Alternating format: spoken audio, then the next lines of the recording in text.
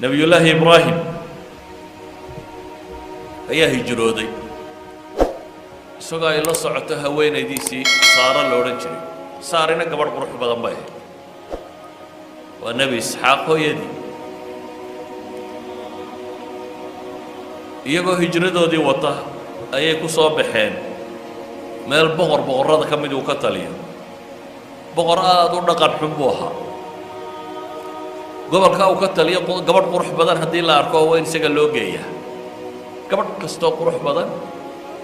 boqorku waa inuu la seexdaa waa in loo geeyaa nebi ibraahim oo safaro haweenaydiisiina wata haweenaydiisuna oo gabadh qurux badan oo saara la yidhaahdo ayay meesha yimaadeen dabeetana nebi ibraahim baa gabadhii laga qaaday boqorkaa loo geeyey nebi ibraahim baa loo yeedho wuxuu ku yidhi man haadihi alatii macak wartan kula socotaa maxay ahayd nebi ibraahim wuu ka cabsado oo wuxuu yidhi waa walaashay dabeetana waa la soo daayay iyaduu yidhi keena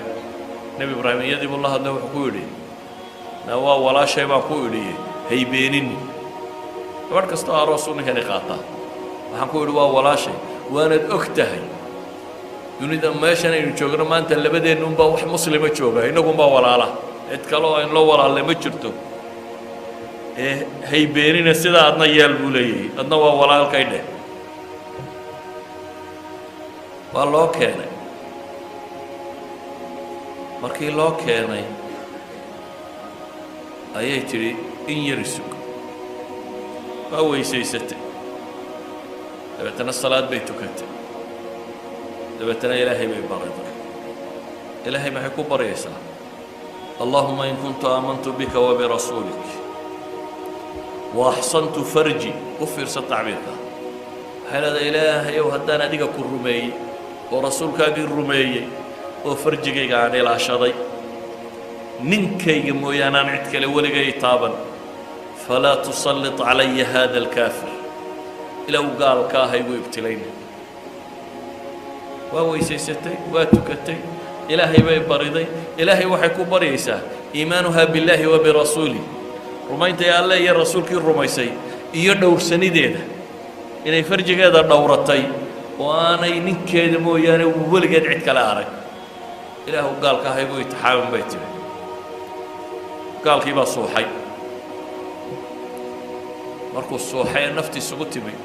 waa labadooda ayay istidhi hadday naftu ka baxdana soo la odhan maayo iyadaa dishay ilaahay ou haygu dilin bay tidhi illa waxaa ka baqaysaa hadduu dhintana in loo qabsado oo la yidhaahdo iyadaa dishay haddana ilaahay bay barido waxay tidhi ilaahu kici wuu soo kacay axmaq buu ahaaye markaasuu haddana isku soo maqiiqay waar bal yara sug bay tiro waa weysaysatay waa tukatay salaad kalay gashay mar labaad bay ilaahay bariday markay ilaahay bariday intii ileg alle ku bariday haddana dib u suuxa naftu markay qabatay bay istidhi mar haddana waa laguu qabsan doonaa ilaahay bay weydiisatay inuu kiciyo waa soo kacay riwaayaadka qaarkood waxay tilmaameen mar saddexaad ba haddana isku dayay ilaahay bay haddana bariday waa miyir beela waa suuxay haddana ilaahay bay bariday inaan loo qabsanin ee uu ka kaco uu ka kacay mar saddexaadkii markuu arkay inaan waxba u suurtagal ahayn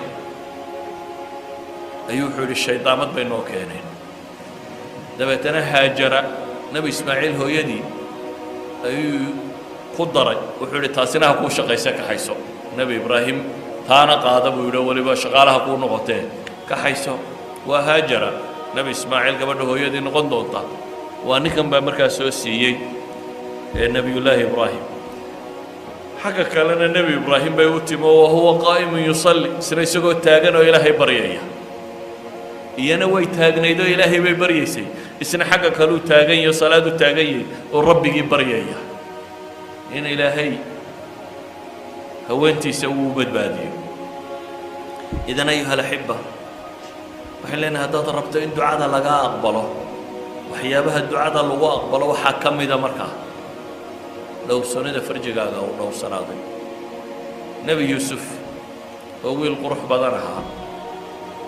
laakiin saynu naqaano la tuuray walaaladii god ku rideen dabeetana wala socotay heshay ay iibsatay boqorka laga iibiyey gurigiisii imraatul aziiz loo geeyey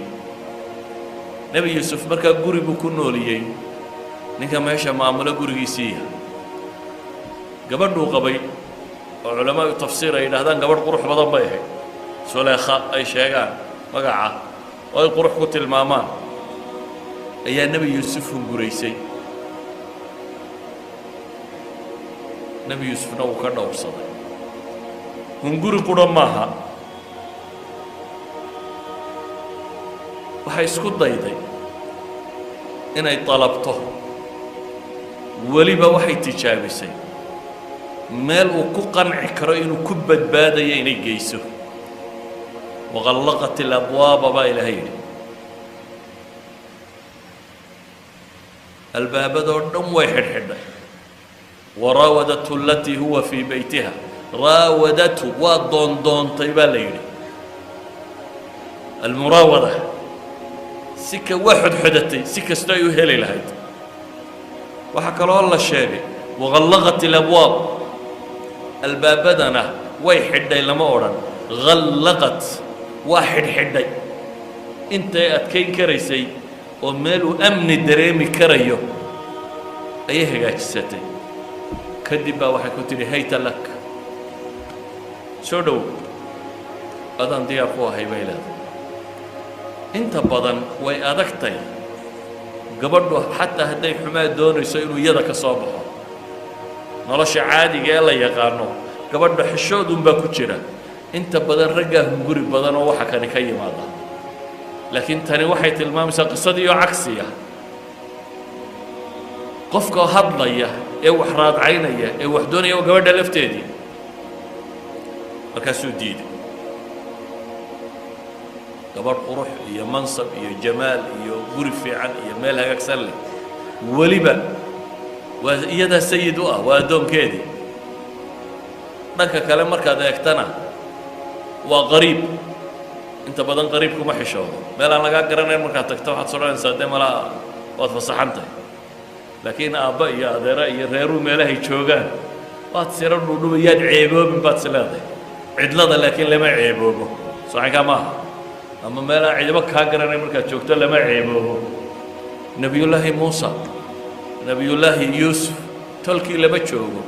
abihiiyo reerahoodii waa laga keenay meelaan cidina ka garanayna uu addoon yar ka yahay buu joogaa meeluu addoon ka yahay waan cidi garanayna buu joogaa waa dhallinyaro qofku markuu dhallinyarada yahay iyo xooggii soo dhami jooga waa ma guursan reer ma leh oo ninku hadduu reer leeyahay waxaa laga yaabaa in la yidhaahdo wuu dhowrsanaanaya reer buu haystaa reer ma leh idan waxay yidhaahdaan meesha tan waxaa yaalla dawaacu zina kullaha wixii qof ugu yeedhi lahaa inuu zino ku dhaco dhammaanteed waa nin waa dhallinyaro waa addoon oo magaca ilaashan maayo markaa nolosha caadigaa loo eego gabadhu iyo waa qurux badantay mansab bay leedahay iyaduu sayid u ah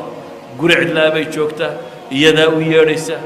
xawaalay ibnulqayim ilaa 15 masalo u tiriyaayo uu leeyahy waa dawaacu zina baa qisada tan ku jira laakiin muxuu ku jawaabay qaala macaada allahi innahu rabbii axsana mathwaaya innahu laa yuflixu الظaalimuun wuxuu ku jawaabay qaala macaada allah ilaahay baan ka magan galay buu leeyahy waxaad sheegayso macaada allahi innahu rabbii axsana mathwaaya innahu laa yuflixu الظaalimuun ilaahay baan magan galay rabbigay meesha way wanaajiyeen ظaalimkuna ma liibaano mufasiriintu tafsiir labaad bay saaraane waxay leeyihiin waxa uu isna xurmaynayaa ilaalinayaa ninkan abaalka ku leh waayo ninkani markuu soo iibsaday wuxuu ku yidhi wiilkaa ilaali buu ku yidhi saa suuradda ilaahay kaga warramaya akrimii mathwaahu meeshaad dejinaysa iyo waxaas hore karaamee buu ku yidhi markaa odaygaa guriga keenay oo kala dardaarmay reerka iyo gabadha in ninka kan si fiican loola dhaqmo idan wuxuu leeyahay nebi yuusuf abaallaawo ma ihi ninkii sidaa ii galay inaan haweenkiisa u weydaarto in xaaskiisa u weydaartaa innahu rabbii buu leeyahay innahu rabbii waa kii ii barbaariyey oo axsana mathwaaya akrimii mathwaahu waatii uu yidhiye وأحسن مثواي بولي دجان كي جنفي عنيسيي مر نبض ظلمي ما يبولي إنه لا يفلح الظالمون. إذا النبي الله يوسف وحي إلهي تصالى قرآن كوغل لكي تصالى شواوين النبي يوسف لينوغ الصوصية كم التهي عفضة ولما عفة اللسان هي عفة الفرج لبدا النبي يوسف على قصة نغلنية ولا الذي سيوحي لأغا كسميي يلي توبوها إن يسرق فقد سرق أخ له من قبل إلهي وحده فأسرها يوسف في نفسه ولم يبدها له حتى إنه كويل هذا وردك توقع وكعشوضة عفة اللسان عرب كيسو دوري هل كان فرج كيسو دوري مركا أركتي إنانو أقولين أي وحي اسكت ضيدا إني كفصته إني حوكته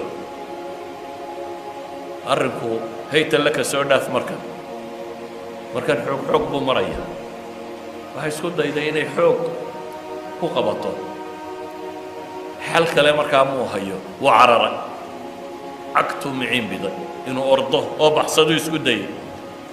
يسكو أرضيه يناي إريسو ومرض النبر كايد الله عسي أيه أضيق جوري قال هاكو كل من البابك مركي البابك كل من أريتي بوي ركتو حيتري ما جزاء من أراد بأهلك سوءا إلا أن يسجن وعذاب أليم ومحي أبا المركب بيتري إنك الرير كاقو حماها الله دوري إلا حره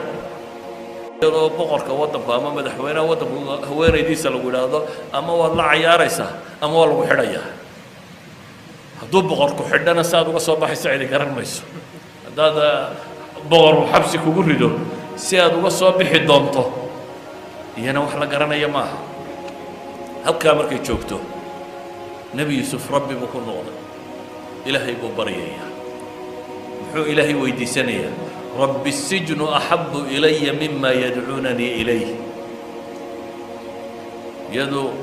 فذلك الذي لمتنني فيه ولقد راودته عن نفسه فاستعصم بيتي